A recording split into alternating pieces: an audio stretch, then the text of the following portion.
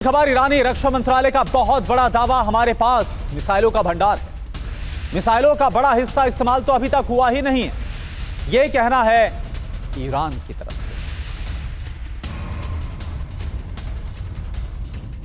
शांति वार्ता के बीच German chancellor Friedrich Merz का बयान, ईरान पर लगे प्रतिबंधों में ढील संभव है, ईयू प्रतिबंध से छूट देने का विचार करेगा। ये बड़ी खबर है।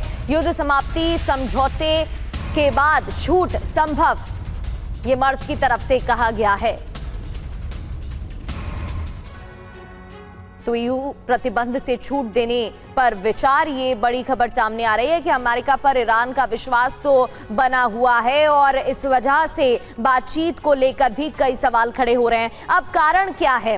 बातचीत के बीच अमेरिका के हमलों का डर है। कारण नंबर 2, वार्ता के बीच यूएस इजराइल की जंग की भी तैयारी है। बिल्कुल, इसके अलावा तीसरी वजह क्या है? बार बार अमेरिका की शर्तों में बदलाव देखने को मिल रहा है और इसके अलावा राष्ट्रपति ट्रंप की धमकियों के बाद जो तनाव है ईरान के साथ, अमेरिका का वो और ज्यादा बढ़ गया। इसके अलावा कई बयान भी सामने आ रहे हैं। आपको बताते हैं कि काली बाफ की तरफ से कहा क्या गया है, हॉर्मूज की नाकाबंदी के साथ वार्ता संभव नहीं है, ईरान पहले ही कह चुका है। तो दूसरी ओर मसूद पेजेश्कियान, राष्ट्रपति ईरान के, नाकाबंदी और धमकियों के बीच वार्ता संभव नहीं है, ईरान की तरफ से साफ कहा गया है। इसके अलावा कालीबाफ बोल रहे हैं कि अमेरिका पर भरोसा नहीं करता ईरान।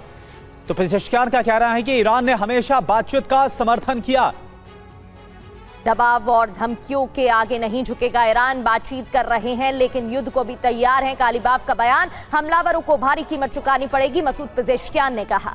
इसके अलावा बातचीत कर रहे हैं लेकिन युद्ध को भी तैयार है, हमलावरों को भारी कीमत चुकानी पड़ेगी, ये कहा गया। मनीष, एक बात बताइए, कुछ कंफर्म हो पा रहा है कि जो ईरानी डेलीगेशन पहुंचा इस्लामाबाद, क्या वाकई में बातचीत के लिए पहुंचा है या महज एक स्टॉप ओवर है? क्योंकि कई मीडिया रिपोर्ट्स में तो दावा किया जा रहा है, आरागची खुद बोल रहे हैं कि भाई हम यहाँ बातचीत के लिए नहीं आए।